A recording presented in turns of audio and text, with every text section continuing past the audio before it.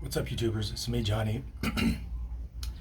I finally got some information on how to get the residency in Mexico if you do not want to prove like a monthly income. Um, Disappointing news for me because I don't technically qualify, but I could. Let me explain. If you've been in Mexico on an expired tourist visa, I want to repeat that, on an expired tourist visa, and you've been coming across the border since 2010 or 2015 multiple times, then you can apply for it. I've never really had an expired visa. I've always left the country within 6 months. So technically, I don't qualify, but I qualify from the point of view that I've had more than two.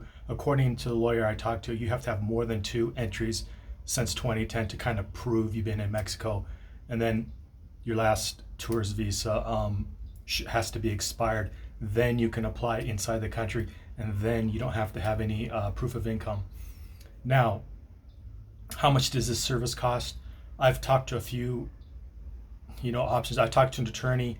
He told me his fees are $850 plus the Mexican fees, which I don't think are that much, or comparable to like Guatemala or Paraguay from my information. Um, there are other people who will do it for less. There's a lady. Well, she's not a lawyer, but she's done this. Uh, there's a lot of men and women who do this, but a lady who has a specific service and more, she charges 450 to 500 at current exchange rates. This individual I talked to, he charges 850 plus whatever expenses of document fees you got to pay when you're there. So a little disappointing. I thought I could get in. I can actually get a permanent residency and skip the temp another way without proving income either, which I would just suggest talk to a lawyer. Um, that's all I'm going to say. Talk to a lawyer. There are actually ways.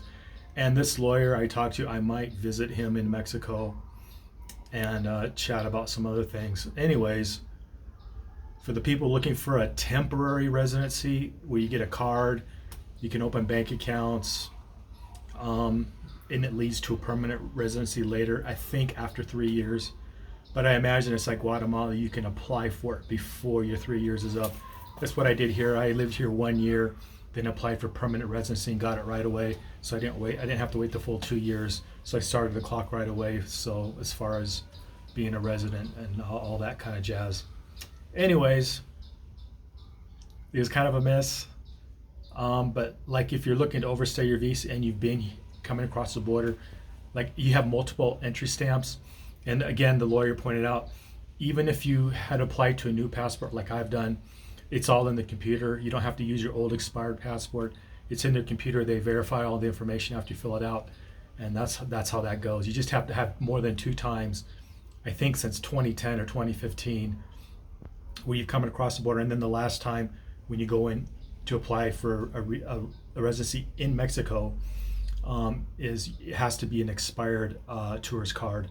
I forget what they call it. The other thing is, what did I forget? I forgot something, but anyways, I can't remember, but it's not too important. Basically, you just have to have proven to have been here a couple times previously, and then an expired visa, and then pay the fees to either a lawyer or a fixer. And there's just a lot. Oh yeah, another thing. This is what I meant to say. You don't really need a lawyer to do all this. You can do it yourself.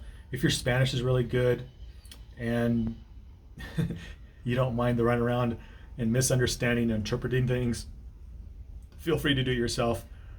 If I did qualify, I would use a lawyer and probably use the higher price ones because they've done it so many times and they have a built-in infrastructure with the immigration office already, so they're used to seeing certain things. That's the other thing I talked to a lawyer about. I won't get into it too much here, but there's a lot of kind of gray areas, and I don't mean bribery or anything. I just mean it's up to their discretion to decide what you really need. So if you're discouraged, it always pays to talk to a lawyer to see about your unique situation. There are so many ways, not just marriage, not just education visas, to live in Mexico without having provable income that I don't want to go into here. But it's more than I thought from talking to this lawyer. I actually may come in and see him in the next few months, even though I don't qualify for this way. There's another way I qualify without showing an income. I may pursue with him to see how long it would take. and all that kind of jazz. Anyways, like, share, subscribe, leave a comment, and I don't know. Have a great day.